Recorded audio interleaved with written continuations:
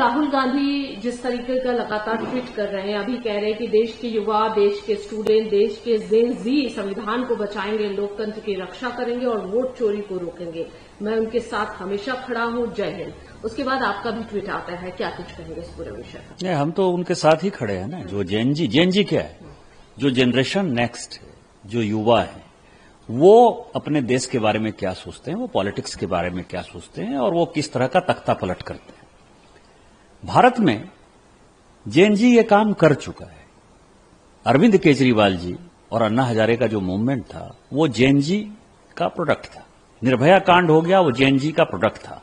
उस वक्त भारतीय जनता पार्टी ने एक बढ़िया काम किया कि उसने आग में जो है वो घी डालने का काम नहीं किया।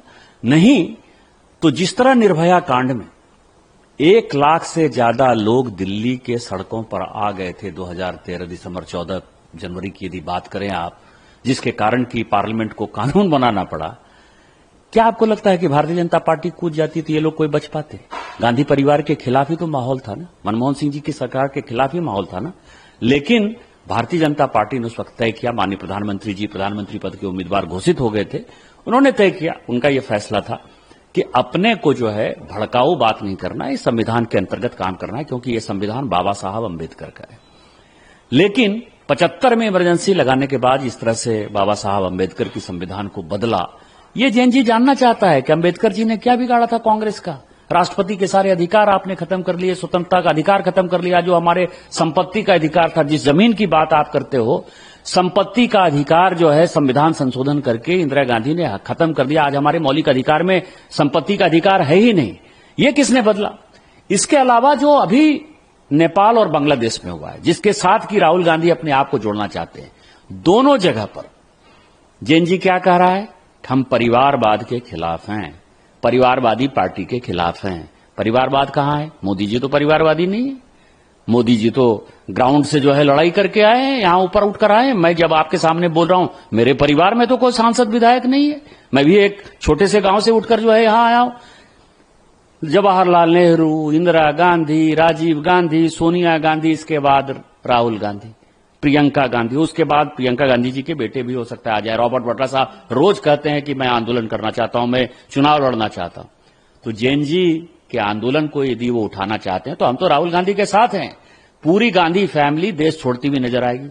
दूसरा जेन जी ने क्या किया, जो नेपाल और बांग्लादेश से उदाहरण है, भ्रष्टाचार के खिलाफ। भ्रष्टाचार किसने किया?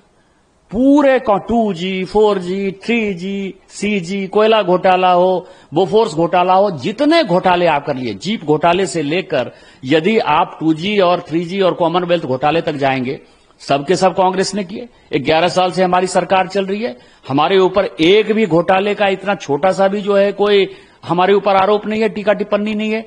तो दूसरा जेन जी जो कह रहा है भ्रष्टाचार में कौन चले जाएंगे, वो जाएंगे कि नहीं जाएंगे। तीसरा बात जो जेन जी कह रहा है, क्या कह रहा है?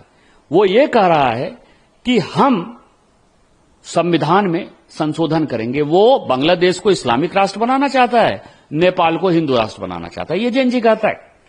मेजोरिटी भारत में यहां है, हम सेकुलर हैं और आई एम प्राउड कि हम सेकुलर हैं और सेकुलर रहना चाहिए, संविधान में जो बाबा साहब अम्बेडकर ने कहा है। लेकिन जेन जी जब हिंदू राष्ट्र की तरफ बढ़ेगा तब आप क्या करोगे? तो क्या इस देश को हिंदू राष्ट्र बना दोगे आप? जेन जी यही तो कहेगा।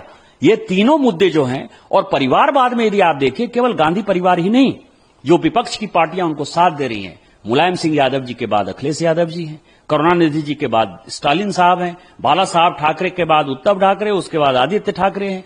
जो भी पॉलिटिकल, लालू प्रसाद जी के साथ आप देखिए, लालू प्रसाद जी के साथ तेजस्वी यादव हैं, मीसा भारती जी हैं, ये सारे लोग, ममता बनर्जी के बाद अभिषेक बनर्जी हैं, जो भी कांग्रेस को साथ दे रहे हैं वो सब परिवारवादी पार्टियां हैं। आपको क्या इनका भविष्य नजर आता है? तो मुझे लगता है कि गृहयुद्ध राहुल गांधी इस देश में भड़काना चाहते हैं और इसी गृहयुद्ध के आधार पर नेहरू जी ने, उनके दादाजी ने इस देश का बंटवारा किया।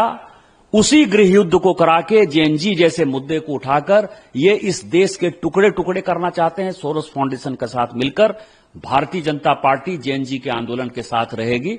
और मैं आपको चैलेंज करता हूं, दावे के साथ करता हूं कि पूरी गांधी फैमिली और गांधी फैमिली को सपोर्ट करते हुए जितनी परिवारवादी पार्टियां हैं, यदि वो इस देश से भागती हुई इन्हें नजर आएंगी, फिर आप मुझे कहिएगा। लेकिन सर, ये कोई पहली बार नहीं। हमने देखा जैसे ही नेपाल में जेनजी का आंदोलन हुआ, उसके बाद कई विपक्ष के लीडर्स का अलग अलग बयान आया कि यहाँ की भी स्थिति ऐसी हो सकती है।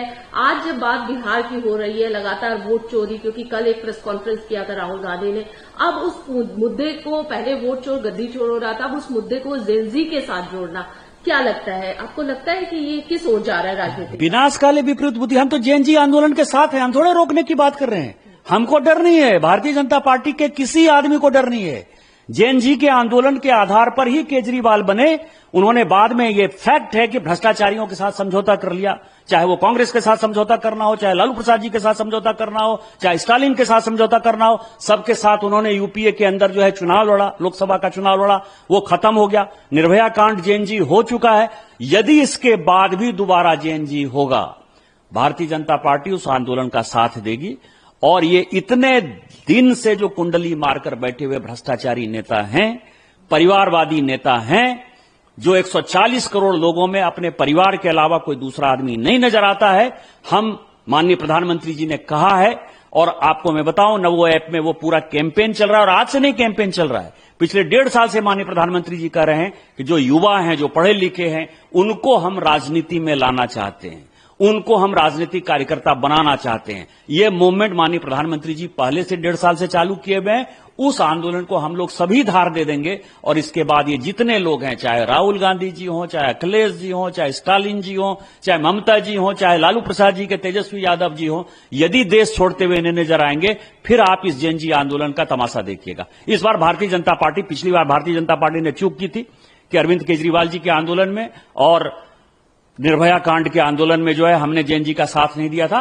इस बार भारतीय जनता पार्टी खुलेआम जेएनजी का साथ देगी और इस पूरे परिवारवादी पार्टी को हम लोग यहां से निकाल बाहर करेंगे। तो ये क्लियर मैसेज जेएनजी को आप लोग दे रहे हैं भारतीय जनता पार्टी की तरफ से कि हम आप लोगों के साथ हैं और आप लोगों का साथ देंगे, जो आप कह रहे हैं। उनके जो मुद्दे होंगे, जो युवाओं के मुद्दे हैं, वो युवाओं के मुद्दे Bharatiya Janata party already address कर रही है। माननीय प्रधानमंत्री जी एड्रेस कर रहे हैं। युवाओं के मुद्दे हैं परिवारवाद के खिलाफ, माननीय प्रधानमंत्री जी रोज प्रधानमंत्री बोलते हैं परिवारवाद के खिलाफ। उनका मुद्दा है भ्रष्टाचार के खिलाफ। हम लगातार कहते हैं, प्रधानमंत्री जी कहते हैं न खाएंगे न खाने देंगे, तो हम भ्रष्टाचार के खिलाफ ऑलरेडी माननीय प्रधानमंत्री जी कैंपेन कर रहे हैं।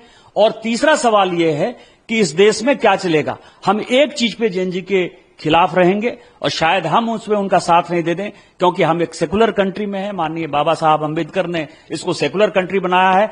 वो हिंदू राष्ट्र बनाना चाहेंगे तो हम उसका विरोध करेंगे, क्योंकि हिंदू राष्ट्र जो है, जो यहां हिंदुस्तान में रहते हैं, वो ऑलरेडी हिंदू है।